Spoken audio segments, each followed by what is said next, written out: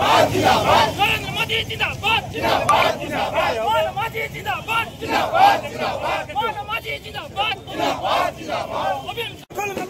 नुआपड़ा और बिहार रे बीजेपी विजय को नहीं विजय उत्सव पालिले बासुदेवपुरवासी। नुआपड़ा उपनिर्वाचन और बिहार रे बीजेपी बाजीमात करिछि।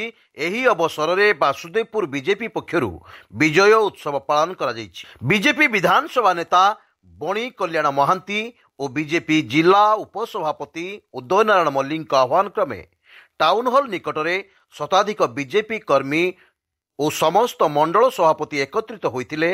सेठारु एक विशाल रैली रे बाहरी सहर परिक्रमा करने सहित बाणरोषणी रे प्रकंपित होइतिला बासुदेवपुर सहर। परे परस्परंक मध्यरे मिष्टान बंटन करी खाइथिले। उदय नारायण मल्लिक भारतीय जनता पार्टी जिला उपसभापति। देखो यशस्वी प्रधानमंत्री जेभली भाव लोकाभिमुखी काम सारा देश में आज बीजेपी विजय होइछि। विशेषकर बिहार रे आज बीजेपी बहुमत एनडीए बहुमत अधिकार करिछि। ता छड़ा आज मनमोहन सामल आमर सभापति तथा लोकप्रिय मुख्यमंत्री श्रीयुक्त मोहन माझी नेतृत्व में आज ओडिशा रे बड़ परिवर्तन होइछि। नुआपड़ा आमर दखल होइछि। नुआपड़ा विपुल मार्जिन ले पाखापाखि 90,000 पाखापाखि भोट रे आज भारतीय जनता पार्टी विजय होइछि। सेथिपाई आज भारतीय जनता पार्टी कार्यकर्ता माने समस्त आज विजय उत्सव पालन करछन्ते। सारा भारत वर्ष रे मध्य पालन होउछि।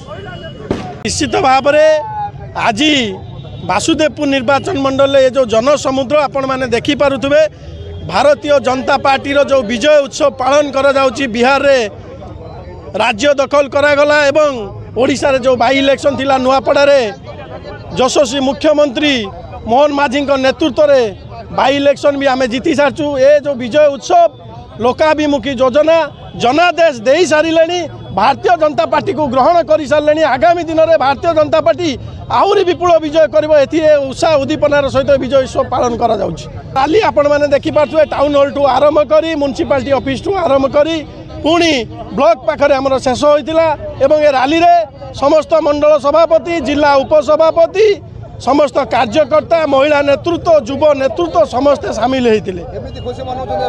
आपण मैंने देखिपे बाण फुटिवा सहित मिठा बंटन करा जाउछि। ये खुशी आउरी आनंद उल्लास रे पालन करा जाउछि। बासुदेवपुर मधुस्मिता पलाईंक रिपोर्ट स्वतंत्र ओडिशा लाइव।